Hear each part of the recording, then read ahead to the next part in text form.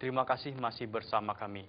PT Timah Suppolindo membantah tidak benar jika Ketua Komisi 7 DPR Sutan Batugana merupakan pemilik PT Timah Suppolindo. Selain itu PT Timah Suppolindo juga menegaskan tidak pernah ada permintaan kepada SKK Migas untuk dimenangkan tender. Melalui manajer PR-nya Tito Lohu, PT Timah Supplindo akhirnya meluruskan kesaksian tenaga ahli bidang operasi di SKK Migas, Gerhard Martin Rumoser, saat menjadi saksi di persidangan kasus suap SKK Migas di Pengadilan Tipikor, Jakarta. Tito mengatakan bahwa Sutan Batugana bukan dan tidak pernah menjadi pemilik atau komisaris dari PT Timah Supplindo. Selain itu, PT Timah Supplindo juga tidak pernah meminta pengawalan ataupun menitipkan proyek untuk dimenangkan kepada siapapun terkait lelang konstruksi terintegrasi instalasi bawah laut Gendalo Gehem. Selama proses lelang, pihaknya mengaku berkompetisi secara adil dan memenangkan bisnis berdasarkan kualitas dan daya saing dari produk serta jasanya, serta telah bertindak secara terbuka dan transparan sesuai dengan peraturan yang ada. Saya tegaskan, Bapak Sutan Batugana bukan dan tidak pernah menjadi pemilik ataupun menjadi komisaris PT Timah Supplindo. Kami telah mempelajari rekod kami bahwa dalam 10 tahun terakhir ini tidak ada jabatan atau apapun terkait secara struktural antara Bapak Sutan Batugana dengan PT Timah Supplindo. Jadi tidak ada.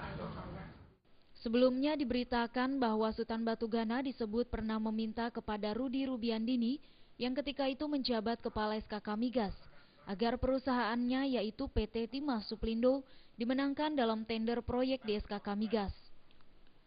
Saat itu SKK Migas tengah menggelar tender proyek pembangunan konstruksi lepas pantai. Hal ini diungkapkan tenaga ahli bidang operasi di SKK Migas, Gerhard Martin Rumoser, dalam persidangan kasus dugaan korupsi dan pencucian uang SKK Migas di Pengadilan Tindak Pidana Korupsi Jakarta beberapa waktu lalu. Dari Jakarta, Linda Puspitasari dan Rudi Wijaya melaporkan. Jelang pelaksanaan pemilihan umum 2014, Komite Independen Pemantau Pemilu atau KIPP mendeklarasikan maklumat bersama pemilu yang jurdil, damai, dan anti korupsi. Maklumat ini diikuti dan ditandatangani oleh ke-12 partai politik peserta pemilu 2014. Tahun 2014 Indonesia tengah memasuki tahun politik. Sejumlah pihak berharap pemilihan umum yang akan terselenggara pada 9 April mendatang dapat berjalan dengan jujur, adil, dan damai. Harapan tersebut juga diserukan oleh Komite Independen Pemantau Pemilu atau KIPP Indonesia. Guna mengawasi pelaksanaan pemilu tahun 2014, KIPP membuat dan mendeklarasikan maklumat bersama pemilu jurdil, damai, dan anti korupsi dengan sejumlah pihak terkait. Sekretaris Jenderal KIPP Mokhtar Sindang mengajak seluruh pemangku kepentingan dalam proses penyelenggaraan pemilu 2014 dapat bertanggung jawab secara moral dan berkomitmen tinggi dengan menyatakan sikap yang sama, yakni dengan menjaga penyelenggaraan pemilu 2014 yang damai, jujur, dan adil, serta jauh dari tindakan korupsi. Selain itu, Mokhtar juga mengajak untuk mencegah terjadinya adanya tindakan kontra demokrasi terhadap pemilu 2014.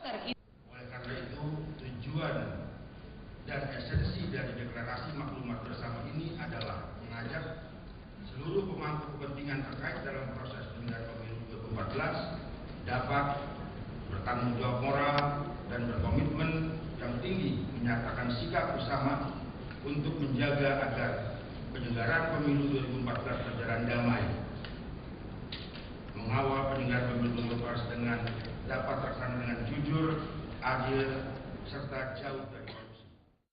Sementara itu, Ketua Komisi Pemilihan Umum KPU Husni Kamil Manik mengapresiasi maklumat bersama pemilu jurdil, damai, dan anti korupsi. Pasalnya, Husni menilai kompetisi antar partai politik pada pemilu 2014 akan lebih panas. 12 partai politik peserta pemilu pada tahun 2014 dianggap lebih siap secara struktur partai, organisasi, dan keanggotaan jika dibandingkan pada pemilu 5 tahun sebelumnya. Bahwa 12 partai politik yang sekarang berkompetisi lebih siap secara struktur partai, organisasi, dan keanggotaan jika dibanding pemilu yang lalu.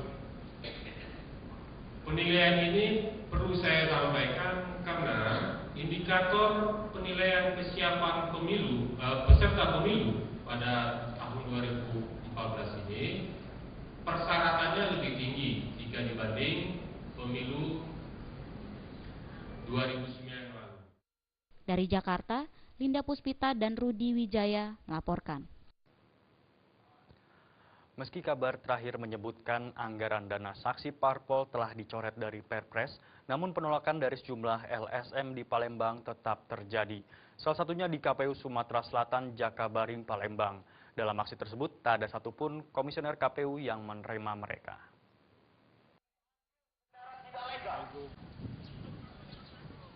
Meski dalam dokumen rancangan peraturan Presiden draft 24 Januari 2014 pada bagian judul kata saksi partai politik telah dicoret, namun sejumlah LSM di Palembang tetap memprotes pembiayaan saksi untuk parpol saat ini.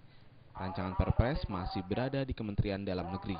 Koordinator aksi Zaki mengatakan pihaknya akan terus mendesak pihak terkait seperti pemerintah, KPU, Bawaslu dan Parpol untuk menolak alokasi dana saksi parpol yang jumlahnya mencapai 700 miliar rupiah hingga final dibatalkan. Kami sangat mengapresiasi Mendagri dengan cepat untuk menyatakan penolakan, tapi keputusan belum final. Makanya kita turun, tadi sempat kita batal karena informasinya bahwa sudah final, ternyata belum final. Jadi belum ada keputusan dari Presiden menyatakan pembatalan. Kepala Bagian Humas KPU Sumatera Selatan Agus Heri Pranomo mengatakan aksi unjuk rasa ini salah alamat. Pasalnya KPU tidak pernah mengusulkan alokasi dana parpol, sebaiknya ditujukan kepada Bawaslu atau DPRD Sumatera Selatan. Forum gabungan LSM itu karena itu merupakan kepedulian masyarakat terhadap suksesnya pemilu. Saya kira tetap harus kita hargai, namun kami menyarankan agar demonya itu dilaksanakan di DPR atau di DPRD sebagai lembaga yang mengambil kebijakan terhadap kebijakan mengenai dana saksi tersebut. Sebelumnya kisru dana saksi parpol menjadi pro kontra di sejumlah parpol maupun masyarakat. Mengingat penanganan bencana di sejumlah daerah sangat lamban dan dengan anggaran yang sangat kecil. Dari Palembang, Sumatera Selatan, Safety Feriansyah melaporkan. Jangan beranjak dulu pemirsa, di segmen terakhir kami masih memiliki sejumlah informasi lainnya. Tetaplah bersama kami.